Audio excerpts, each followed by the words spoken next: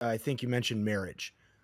And now this is, I think, maybe something that is really where evangelicals have to think better, do better, Yeah. is the issue of marriage and family. And a lot of theologians will punt to Roman Catholic theology on marriage and family as superior or more rich or richer than what is in the evangelical tradition. I don't know that that's necessarily the case, at least in the theological world.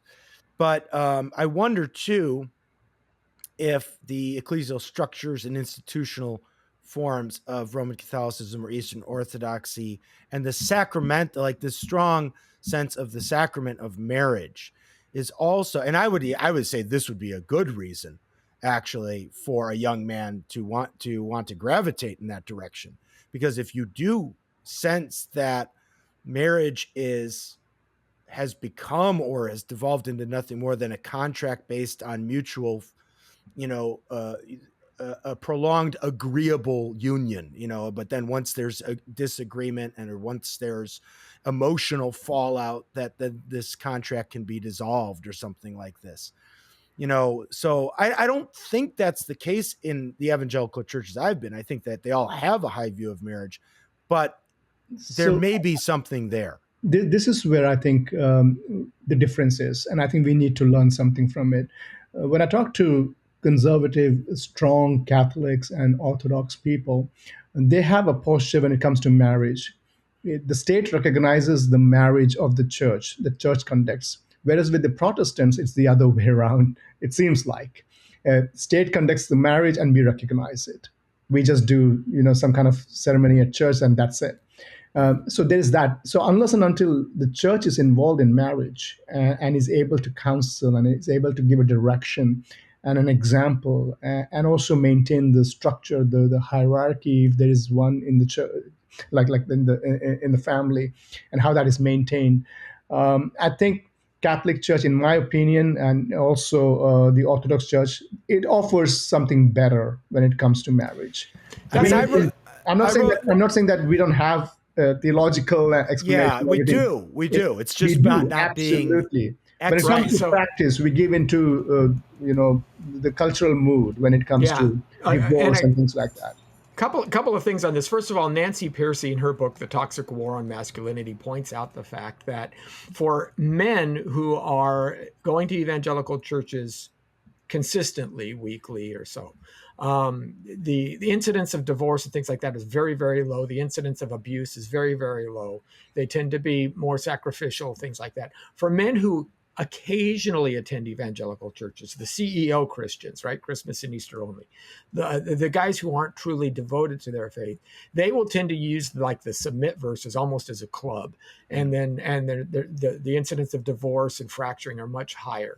But to the other point is, traditionally throughout history, because marriage was seen as a covenantal relationship, because it joined a man and a woman under God, right? As Genesis 1 points out, the church was always the only entity that was involved in both sanctioning marriage as well as policing marriage. Mm-hmm. And it was to the church you would go. Now, the benefit that the Catholic and the Eastern Orthodox have now is they will shut you down from all other church functions, right? You won't be able to take part in the sacraments, things like that, if you're undergoing divorce. Protestantism does not have that. They have no policing function. They've basically abdicated it to the state.